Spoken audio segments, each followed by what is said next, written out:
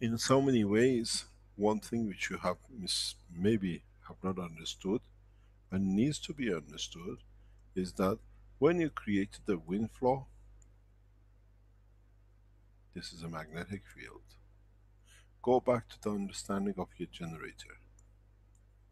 You have a rotor and then you have a coil windings. Every time the rotor passes the coil, creates a current.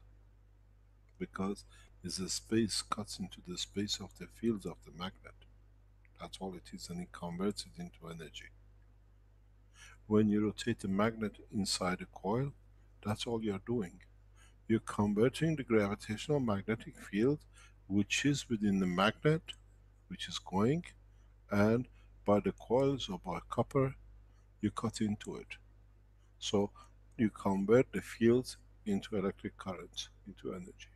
If you understood this, now you can understand you have, and you can create the same. Your energy, your power supply for your system should come from the direction of rotation of the field. This is how a planet charges itself. There are no motors. And then you find out that all the plasmas will respond rotating on their own. So you can use the dynamic condition of the fields you created to convert it into the power. This is the next generation. This is the gravitational magnetic field power supplies which can produce megawatts.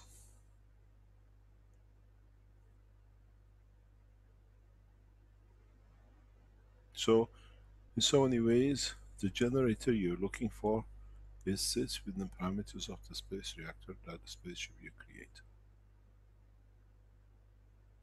Because these fields are dynamic.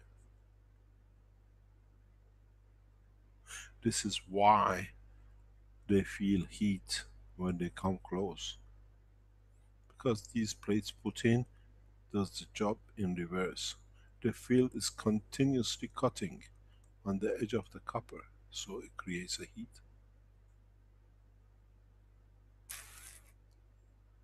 If you can tap into the plates, you'll have an amazing result.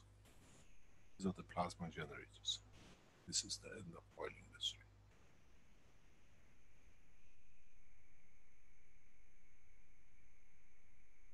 When you look what John showed you, it's very simple.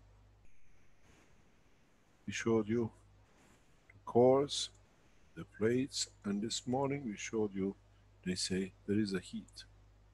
The heat conversion comes from what is crossing, what is coming and what going. But at the same time you have the plates. Instead of rotating the plates, magnet, you're rotating the dynamic field. What would you like? 1 megawatt? Or would you like 100 megawatt? But it's in the plasma condition, you have to convert it. You understand the generator you've been looking for. But it's not much use. You have to understand this energy is needed to be able to create plasmatic flow. Remember, the copper and zinc, continuous supply, and then the field will create a rotation.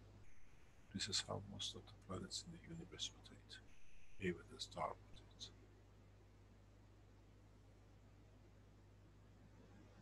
In some points, the gases, the plasma, becomes a conductor of itself and generates electricity and energy for itself. This is what has not been told. Now you understand. That elusive generator you all been looking for, it's here.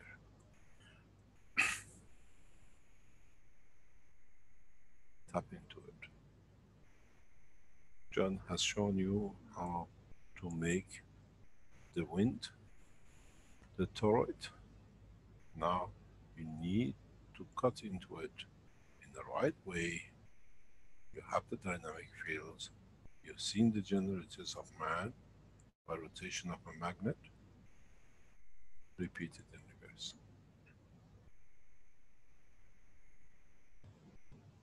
When I was explaining to John how to create the wind, he had to feel the wind. when you put the plates in the first time, I said, feel the top.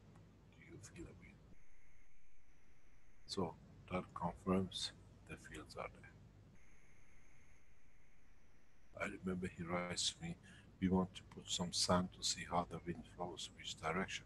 I said, this is a magnetic field, not matter field.